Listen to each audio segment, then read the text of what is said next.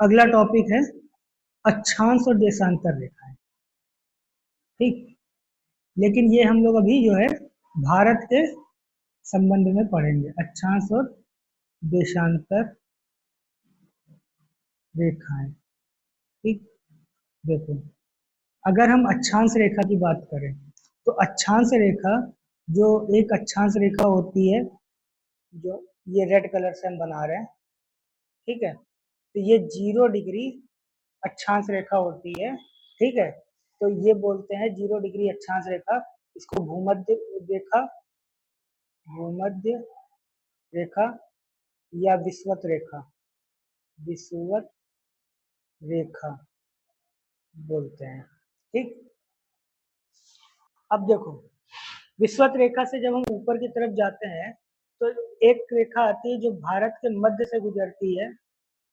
ठीक है, मध्य से गुजरते हुए रेखा जाती है, जिसे हम बोलते हैं कर्क रेखा। ठीक है, कर्क रेखा, तो ये भारत के, तो हमको एक इम्पोर्टेंट क्वेश्चन मिलता है कि कर्क रेखा भारत के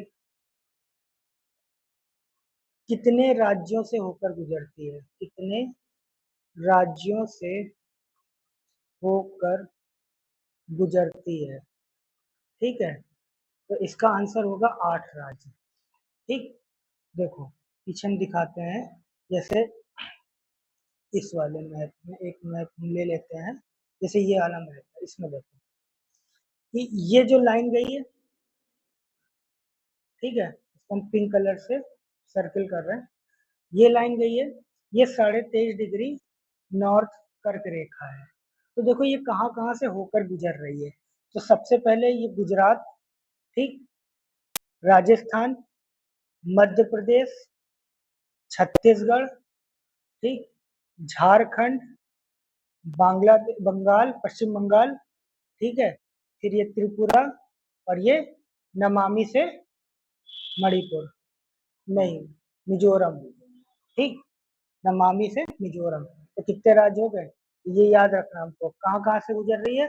गुजरात, राजस्थान, मध्य प्रदेश, छत्तीसगढ़, झारखंड, पश्चिम बंगाल, त्रिपुरा और मणिपुर, नहीं मिजोरम, सॉरी गलत हो जा रहा, मिजोरम। तो ये 8 राज्यों से होकर गुजरती है, इनको याद रखना है। ठीक, अब आगे देखो, फिर इसके बाद अब आते हैं देशांतर रेखा पे। कर्क रेखा से संबंधित समझिए, जो ये लाइनें आती हैं, ये लाइनें आ रही, इनको हम बोलते हैं देशांतर रेखा। ठीक, देशांतर रेखा, तो यहाँ पर जो बीच से एक लाइन जाती है, ये 0 डिग्री देशांतर रेखा होती है। ठीक है, तो अब ये जो है, इससे हमें टाइम के बारे में पता चलता है, टाइम जोन में, टाइम जोन जो है डिवाइड किया है। तो ये टोटल 24 रेखाएं होती हैं। ठीक है, टोटल कितनी रेखाएं हैं, 24 देशांतर रेखाएं। ठीक है, टोटल 24 रेखाएं हैं, जो 24 टाइम जोन को, नहीं, रेखाएं जो है 180। ठीक, लेकिन ये 24 टाइम जोन में डिवाइड होती है। ठीक है, तो एक टाइम जोन जो होता है वो 0 डिग्री है, जो कहाँ से जाता है, लंदन के ग्रीनविच से गुजरता है। ठीक है, लंदन के ग्रीनविच से जाता है, जहां, जिसको हम 0 डिग्री बोलते हैं, ये मानक समय रेखा होती है, मानक समय रेखा। ठीक है, तो ये मानक समय रेखा है। तो अगर हम भारत की मानक समय रेखा की बात करें, तो भारत का मानक समय रेखा इस तरीके से लाइन आती है, और ये जो गुजरती है, ये मानक समय रेखा भारत की मानक समय रेखा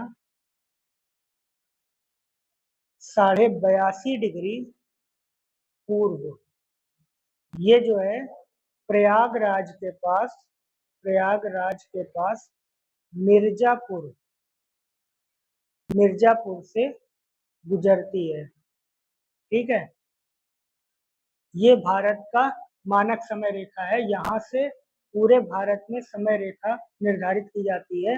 और ये जो रेखा है जो मानक समय रेखा है उससे 5.5 घंटे आगे है।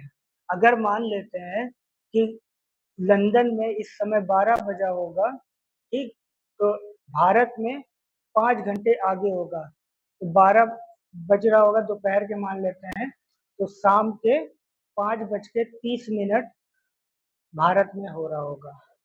बात समझ में आई? तो इस तरीके से ये आगे है समय रेखा, ठीक।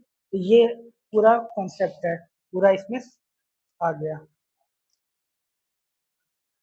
इतने बात समझ में आ गई ना? अब देखो, अभी हमने ये पढ़ा था, भारत का जो पूर्वी पूर्वी बिंदु है और गुजरात का गौर माता है। तो सूरज जब उगता है, ठीक है, तो यहाँ पूर्वी बिंदु से गौर माता, जो यहाँ तक सूरज की लाइट आती है, तो इन दोनों के बीच में 2 घंटे का अंतराल होता है, ठीक। लेकिन अगर मानक समय रेखा ना होती तो यहाँ से यहाँ के बीच के टाइम में 2 घंटे का गैप होता।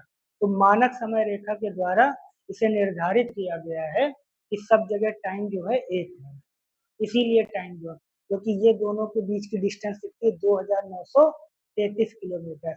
अभी इसी तरीके से वर्ल्ड मैप में अगर हम जाते हैं, आगे बढ़े, तो भारत 5.5 घंटे है, और जापान हमारा कहाँ पर है, यहाँ पर है जापान। तो जापान और आगे हो जाता है, ठीक है। तो जापान जो है और आगे हो जाता है, तो यहाँ का टाइम जोन अलग हो जाता है। तो जापान जो है उगते सूरज का देश कहलाता है, उगते सूरज का देश। तो जापान में सबसे पहले सूरज उगता है अगर हम बोले, फिर उसके बाद आगे जाता है, ठीक। तो यहाँ पर ये टॉपिक खत्म होता है, ठीक है। चलो।